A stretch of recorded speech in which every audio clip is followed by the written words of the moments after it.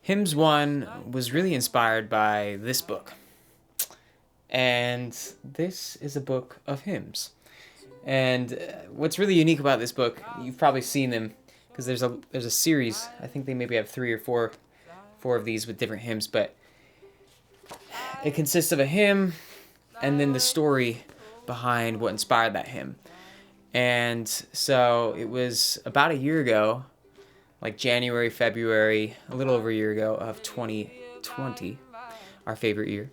And I started just really meditating on some hymns, and I've always been a fan of hymns. I feel like it's such a pure and just heartfelt offering to the Lord of worship, and a lot of hymns come from really like deep places, and really dark moments in people's lives in history. So it was cool to be able to open this book and read some of those stories and have the idea to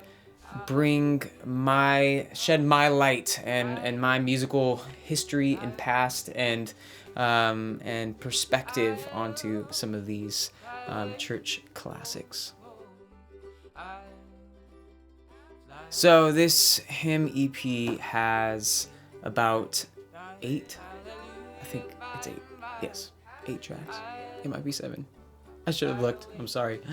8 or 7. I honestly should know this, but I don't. Anyways, I chose these specific hymns. It was hard for me to choose these specific ones just because there's so many that I love. But it was good. I knew that I had to do these ones at some point because the whole concept is, like with the hymns 1, is that hopefully there will be a hymns 2 and a hymns 3 maybe over the next few years. So I'll be able to kind of throw down a little series of some of my favorite hymns and do my own versions of them. And these are some that I initially thought of when I was like, what hymns should I do? What hymns do I love? These were kind of the more obvious ones that came to my mind. So there you go. I recorded this EP primarily in my space right here at my house. And, I was using my little Apollo interface and my laptop, kind of playing through the tracks and using different percussive instruments like I do. I got a shaker. And yes, this is like a to-go coffee mug thing, and I put inside of it tapioca seeds. Wait, I don't think tapioca is a seed. It's just tapioca, whatever tapioca is. I'm not entirely sure. What else do we have in here? We have corn kernels. So yeah, it makes a nice little I'm pretty sure you'll probably hear that on most of the tracks on the EP. What else we got here? The classic foot tambourine. This item I've featured on many Lovekin tracks as well, so you might hear a little bit of this. Except done much better because I wasn't actually trying just then. Some other things around here. Oh, a brush. In What a Friend We Have in Jesus, I kind of take this brush and I kind of just tap it on my acoustic, and I just got a nice little sound out of it. I like messing around with these brushes quite often as well to create a cool little percussive sound in the tracks. You saw a trumpet that was featured on Solid Rock. That trumpet I did not play, in case you were wondering, and I was acting in that video that I released last week. So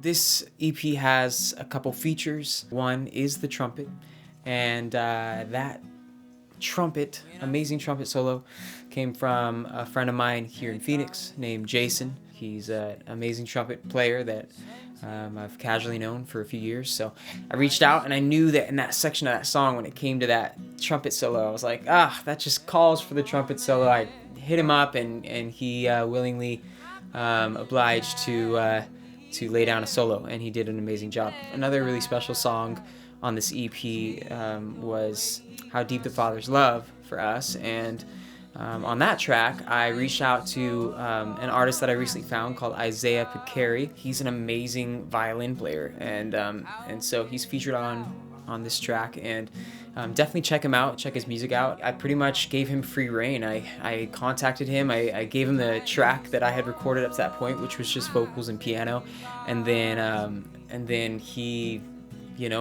took that and composed this beautiful piece over it with violin. And I had a friend of mine here in town named Julia play some cello that she recorded one evening, and it just kind of came together. I'm really happy how that track came about.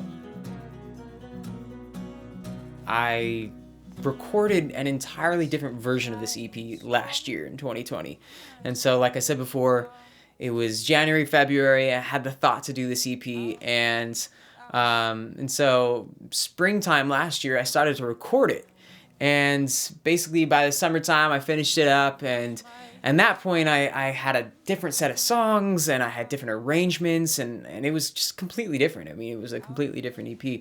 Basically, I got it back, and I just sat on it for months and months, and something just didn't sit right with me, and I thought, oh man, I don't know, like, it just, something didn't seem right. And it was around that time that I actually released Before Our Time, the piano EP. Fast forward to like January of this last year, I revisited it, and the desire to release a hymns EP did not leave me, and but I just wanted to change some things, and so basically I chose a new set of songs and started off to record new versions, and so I spent January and February working on those, and that is what then became what you're hearing now with Hymns 1. And so, it's really cool, but basically that's an interesting fact, is that there's a whole entire different version of this album floating around in my hard drive that you'll probably never get to hear. I'm sorry, but it's not that I wasn't happy with how it turned out. I thought it was really cool, but I just wanted to go a different direction. So I'm an artist. That's what we do. So that's that. So the album art on this track was done by Maddie Harms, and she is an amazing artist that I discovered on Instagram, and I knew, like, in my mind, I always wanted to work with her. She makes amazing illustrations, and so this just felt like the right opportunity. And so I reached out and I just said, I want something that's lighthearted and joyful, and that includes some of the characters that you draw so well. And she did it. She totally nailed it.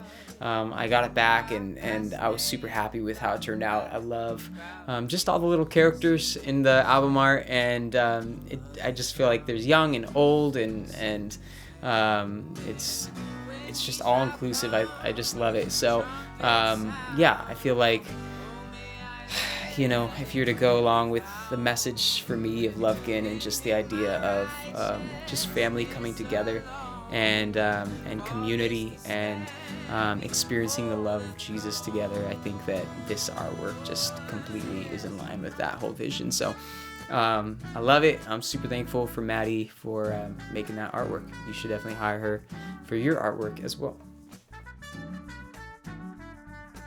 At the end of the day, I just would love for you to listen to this EP, and to just be able to find joy and hope and peace and life in songs that have been around in the church for many, many years. Each one of these songs carries such a deep well of wisdom, and the Spirit just moves on these hymns in some profound ways. I really believe that. So I'm happy to be able to offer my versions to the world. So I hope you enjoy, and thank you again for listening and for just being a part of this story and helping me in this process, just bringing encouragement. I get all of your messages and emails, and it's just such a blessing to me to see the music going out, and just bringing life and hope to you all out there. So I praise God for that every day. And yeah, thank you so much. Enjoy the EP, Hymns 1.